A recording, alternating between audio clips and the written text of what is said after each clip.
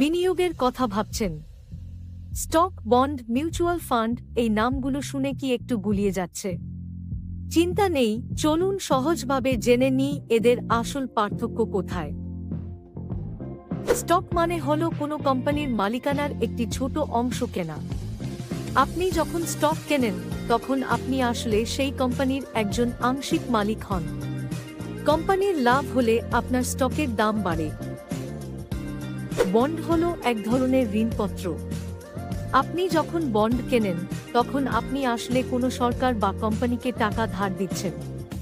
এর বিনিময়ে তারা আপনাকে নির্দিষ্ট সময় পর পর সুদ দেবে এবং মেয়াদ শেষে আপনার আসল টাকা ফেরত দেবে। আর মিউচুয়াল ফান্ড হলো অনেক বিনিয়োগকারীর টাকা একত্রিত করে একটি ফান্ড তৈরি করা। এই ফান্ডটি একজন পেশাদার ফান্ড ম্যানেজার পরিচালনা করেন। তিনি এই টাকা বিভিন্ন স্টক, বন্ড বা অন্যান্য সম্পত্তিতে বিনিয়োগ করেন।